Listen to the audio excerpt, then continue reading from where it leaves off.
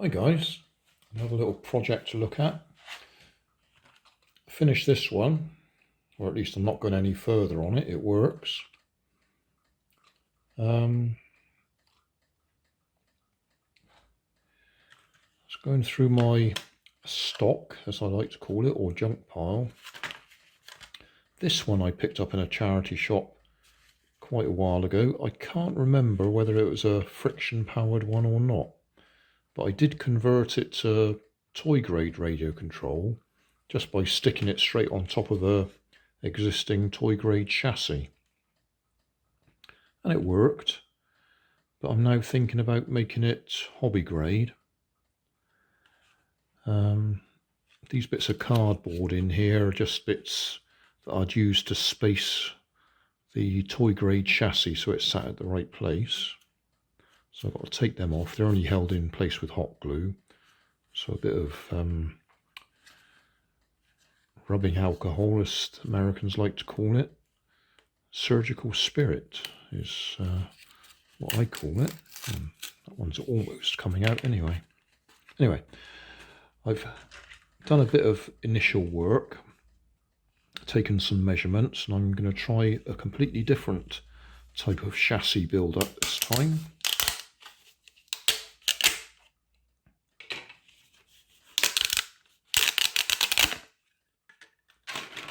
Making it in two sections, and the idea is those should slide together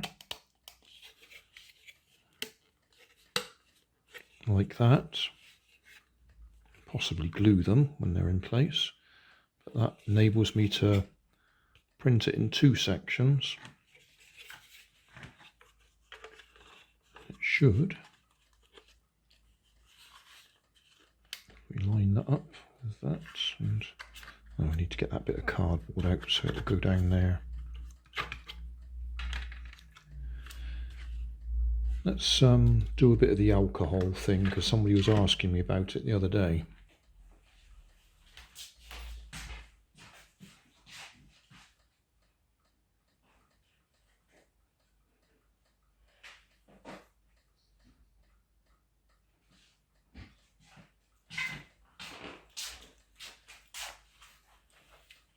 So Americans like to talk about rubbing alcohol. Isopropyl alcohol. This is what I use. It used to be my wife's mother's. Prevention of bed sores, hardening skin of the feet. Castor oil, methyl salicylate, diethyl phthalate, industrial methylated spirit. Methylated spirits is another one you can use. What it does is it doesn't dissolve the hot glue, it actually wicks its way underneath the hot glue, between the glue and what it's stuck to.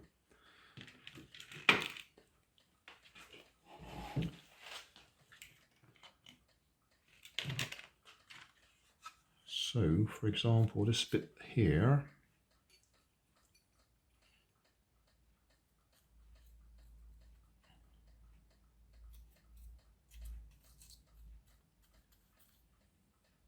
it usually needs a little bit of assistance just to help it get underneath, but once it's under there, as you can see,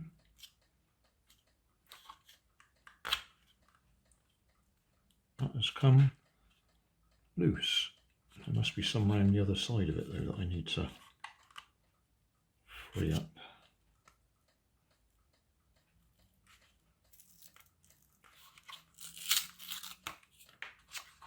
There must be some down the back there.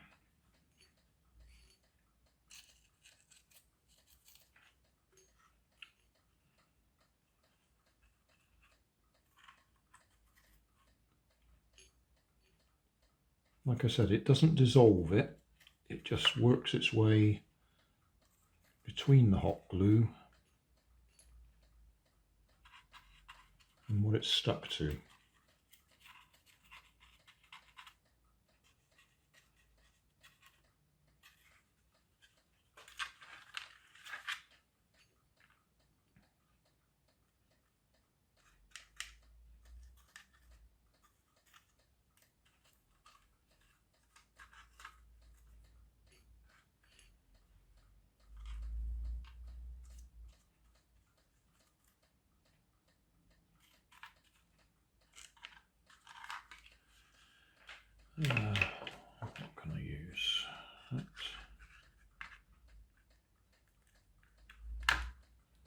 washer.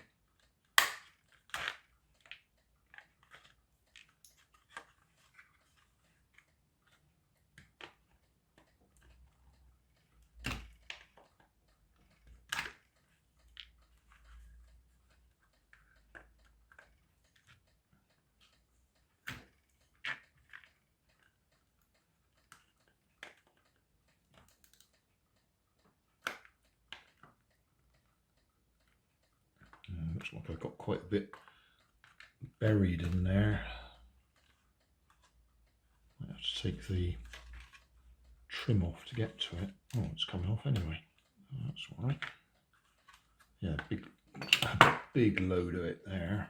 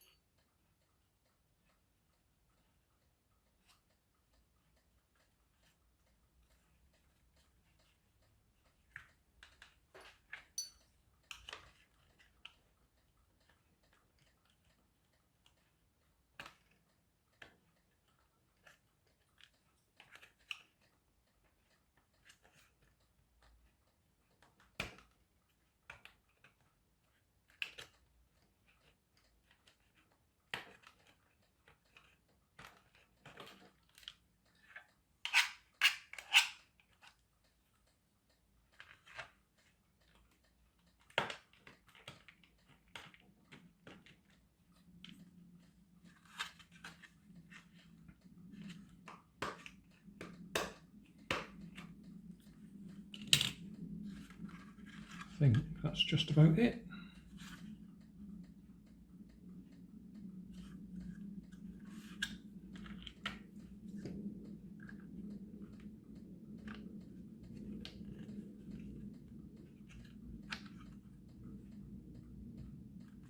Looks like I may have trimmed that.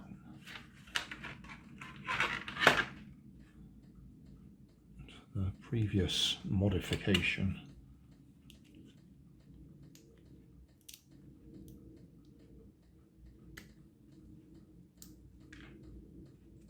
No, that looks like that's how it was.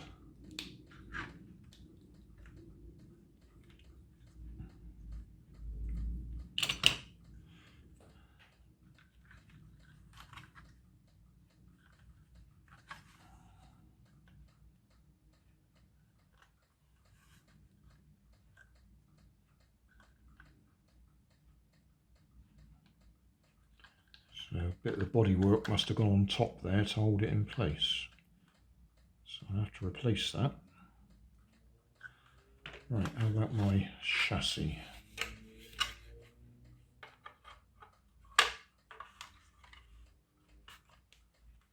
That looks good that way. That is just to check that I've got the hole positions right. Once you've got that, then you can do all the rest of the work on here. Position the steering and the motor and gearbox and all that. So, that is a start.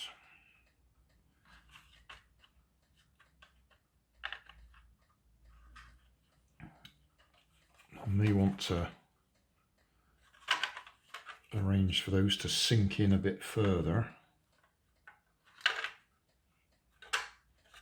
and thin it down a bit, because that's a bit deeper than I want it to be. It's not far off, but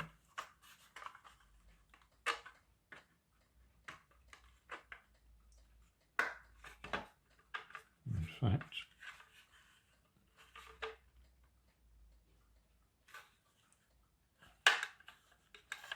yeah, they should go on a little bit further anyway.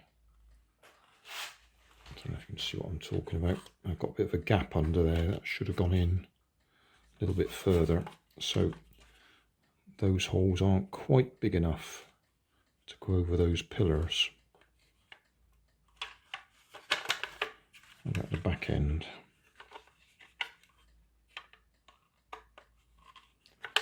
same thing, I haven't made them quite big enough. Oh, so I got that measurement wrong. Ah, that's the right size to go on there. So those are thinner than those. Alright, anyway, there you go. That's the next little project, a Zeppelin. I didn't even believe it was a real car till I looked it up. And yes, that is quite genuine, a Zeppelin.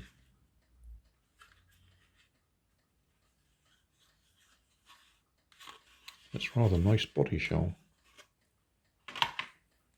Thanks for watching. If you want more information, check down below in the video description. If you like this video, you might like this one up here. And if you want to subscribe, you can check out my channel over here. Up here is my latest video on my channel, and down here is a video playlist associated with the video you've just watched. Thanks again for watching.